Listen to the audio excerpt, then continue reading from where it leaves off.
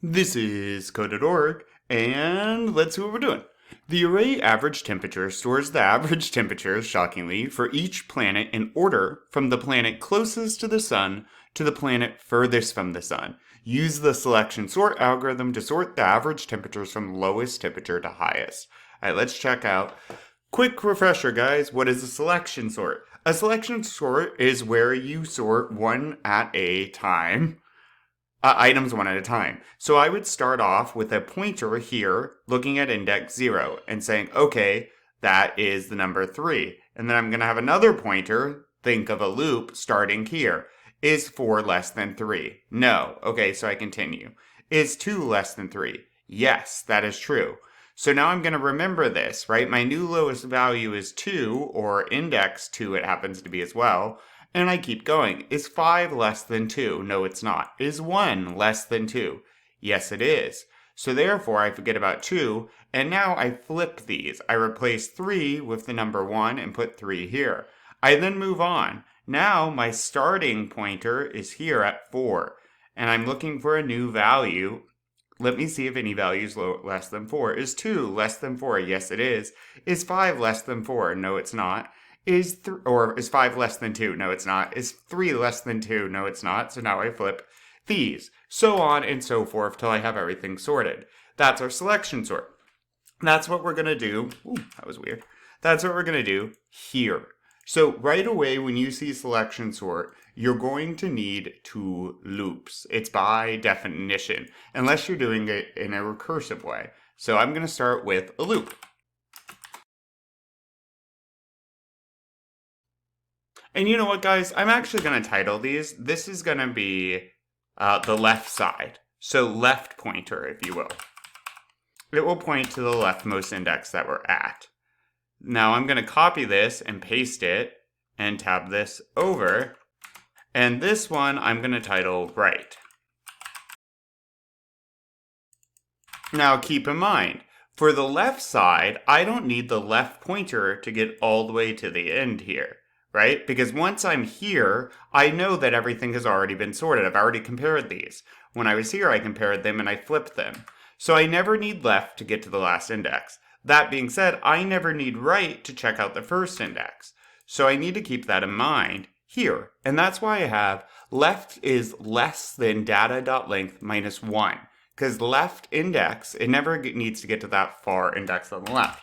Now this one, on the other hand, I'm going to have right be equal to left plus 1 every time. Because every single time, notice, when I did this, notice I said, okay, we started here, then we started here, and then we would have started here, so on and so forth. And as we're starting, where's our other pointer? 1 over. Joop, joop, pointer, right? And we're comparing to these. Therefore, our pointer over here needs to be 1 over from left, because we always start the right 1 over. Now this selection sort, we're sorting for lowest. Sort the values and data from lowest to highest. So I'm going to say int lowest is equal to what? My current value, whatever value I'm at right now, I'm going to say that's our lowest value. Now I'm going to go ahead and loop through all the data on the right side of where we are and say if data right pointer is less than, I'm just going to do the index actually, guys. Boom. So right now, lowest index will be left. If data in the right pointer is less than data at whatever I'm saying my lowest index is, well now, lowest index would need to be equal to right because that value is less. Cool. And so once that loop finishes, though, we're going to assume that we have found a lower value. And therefore,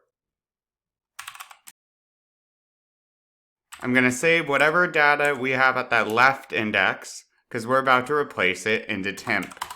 I'm then going to do data at the left index is going to be equal to data at the lowest index. And now I need to make sure that I replace wherever that lowest index was, whatever data was there, should now be equal to temp, right?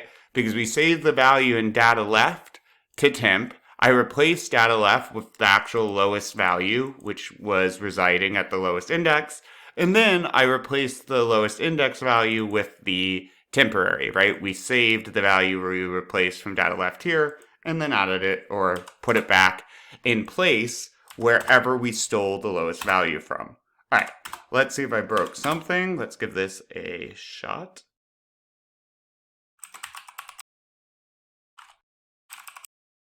They want us to print the array. I think they had a printer. Yep, we do.